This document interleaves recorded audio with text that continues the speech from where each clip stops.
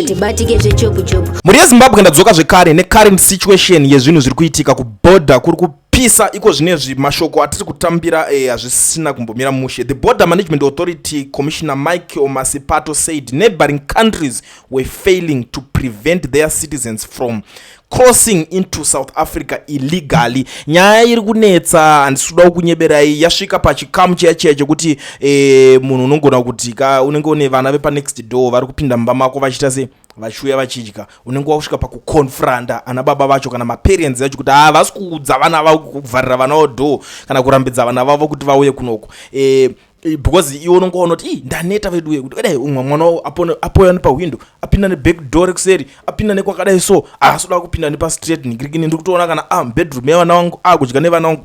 This is the situation iri kuitika iko zvinezvi, but vari kupromisa mabviravira kuti zvinhu zvacho pazvava hazvisi kuzoperera ipapo, hazvisiri kungoitwa zvefestive season chete. Vari kutaura kuti zvoni vaona kuti strategy kana kuti mamethods avari kushandisa ari kushanda, ende vari kupromisa bad news kune vakomana vaya vanenge vachiita zvekucrossesa vanhu. Hanzi tikangoona anenge ari pamberi chete asi achifacilita zvinhu iye hatisi kuzodhipota, tiri kutora tovharira. Saka yei pari kupisa hama dzangu. I always tell you guys kuti vanhu especially mimi munofarira zvokuti womboda muchekuseri wombonita yauri kuita.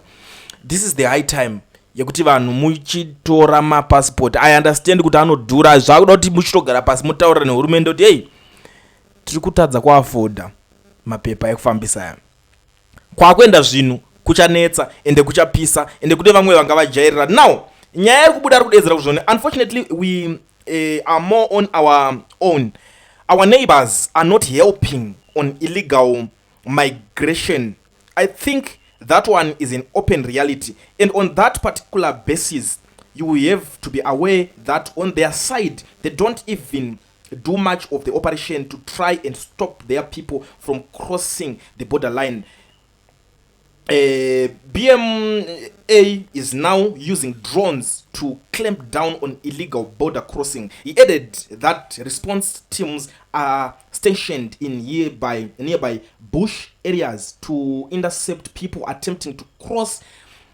As soon as they approach that particular environment, that is where they are going to hit on them, and then they will bring them to the port, and we are going to them process them for deportation. As we are monitoring them, we can see somebody who is in front, who is doing the facilitation, and those are the ones that we are going to we are not going to deport. These are the ones that we are going to make sure that they get arrested and take them to Messina police station. We open a case of aiding and abetting. So basically that is how we do the work. The good thing now is that this drone is no longer just here for festive. It's here permanently. We have the drone pilots who are the border guards of the BMA, and therefore they do this work daily,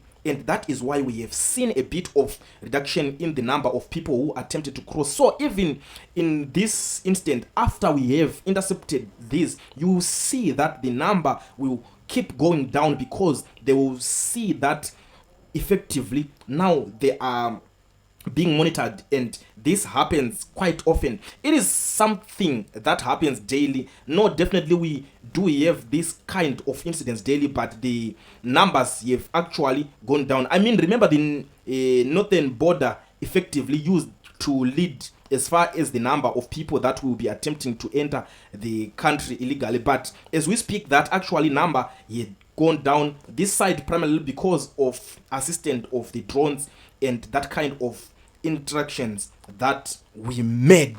Saka pari kupisa todedza kuti isusu takutongoita zvemadrone. Vanhu vaya vanenge vari pamberi vachida kucrossesa ndo vari kubva vanzi uya kuno iwe wakabatwa bhurugwa wakatoenda inanzi hatisi kumbova dipoteva toda kuti iwe tokusiya wakadaro iwe tobogara newe mukati tokuvhurira kesi inoenderana newe totokusunga. Ndo zvavari kutaura panapa. Saka kureva kuti kupinda usina nhingirikini is going to be very difficult, especially kana vafunga kutsvaira vanhu vanenge vachiita se vachikrosesa vanhu, because hapana imwe way out inenge yasara, hapasina kana way forward yekuti tingati iskiripi ravari kushandisa ipapapa. But mhuri yeZimbabwe hatingaswerere tichingorova nyaya imwe cheteka, tinenge tatouya kudai so teta kutoshandisa mukana. Pane imwe nyaya iri kunetsa panapa yandiri kusangana nayo mhuri yeZimbabwe kutondishamisawo kuti zviri kufamba sei paZimbabwe ipapapa. Iri kunzi a ZRP officer loses ear after violent confrontation with combi crew.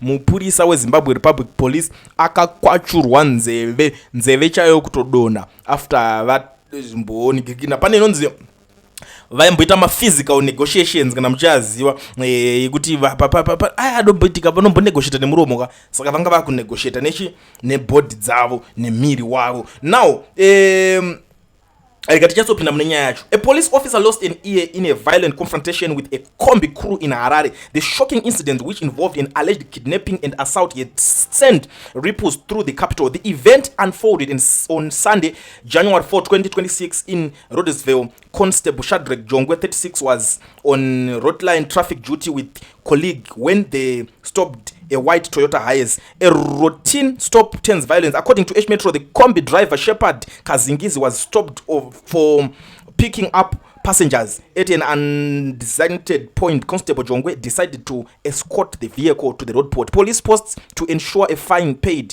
His colleagues remained at the scene, defying instructions. Kazingizi allegedly drove off with the officer still inside. The situation escalated rapidly as the vehicle headed east on Robert Mugabe Way. The combi conductor Takudzwa Pachavo reportedly launched a brutal assault on the trapped officer. A brutal assault and kidnapping. During the first journey, Constable Jongwe was subjected to a various attack. The publication states that Pachavo assaulted him with a serious blows using both open hands and clenched fists. The assault culminated in a horrific injury. The officer was later ferried to Paranyatwa Hospital for treatment and has since been discharged. The two suspects, Kazingizi and Pachavo, were subsequently apprehended. The vehicle owner assists apprehension.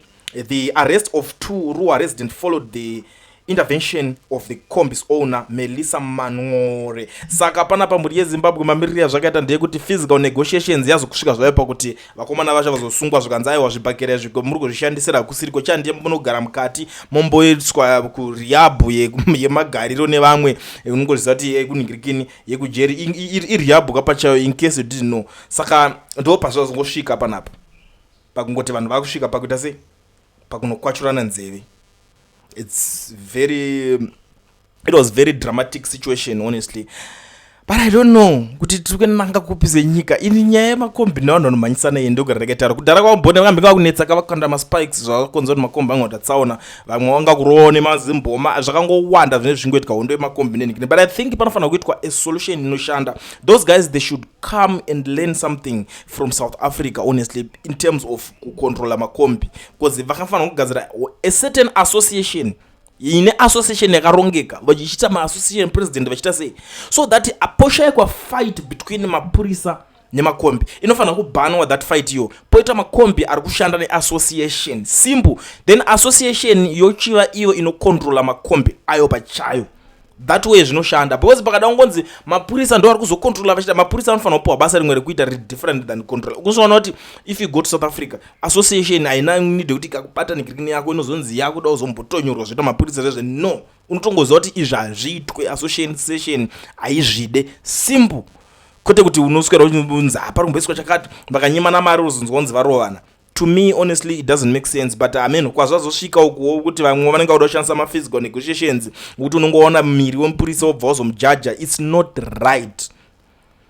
Ndo nyaya dzacho dziri panapa mhuri yeZimbabwe. Sekutaura kwandazviita kuti kuBoader kune nyaya iri kunetsa yekuti zvoni vakublema vakomana veBoader Management Authority vari kublema maneighboring countries kuti havasi kutsura vana vavo kuti vasapoye vachipinda munyika dzedu, because havasi kuita any operation or anything like what they are doing themselves. They are using a lot of money to prevent foreigners from entering South Africa illegally. So vari kuzoona kuti nyika dzacho dziri ikoko they are doing absolutely nothing to prevent those issues. Vari kungoitawo life yavo as usual, hakuna operation operation iriko, hakuna madrone ari kurohwa, hakuna zvese vari kungoita zvelife yavo, they are busy with different things. But you know, do you think kuti such things will happen? I don't think so, because iwe vanhu vanenge vachida kungocross, ndiani unoona achinzi takuda kukumisa kuti musapinde panhingirikini paya unenge wakamira pai. Honestly, to me it doesn't make sense, but I don't know, it's up to them. Maybe ivo vanokwanisa kunge vane nhingirikini yavo vanoshandisa kuti nhingirikini, but haungadzingise vana vako kuti vaende ivo uchiziva kuti vari kufa nenzara, uri kuvauraya nenzara. Handione zvichimeka sense, but message inenge yatosvika neiyo nyaya yekudamburana kwenzeve ndo nyaya dzandangova nadzo panguva inei kuti ndikuzivisei. But anyway, muri Zimbabwe, if you want some more, kana muchida ndirambe ndichipama ndichidzosa dzimwe nyaya, munongondiudza in the comment section kuti some more. But ndogeja manga malaika here this video kuti ndinyatsouya nedzimwe nyaya dzinenge dzichingoitika. For now ndiri kuti have a good day. Kulian TV, Team VAT. Asi vanhu vachishamsika, Kulian TV haichatsika, saka subscribe wozolaika, nechawana zvesapa nachichazosha. Everybody say Kulian, Kulian.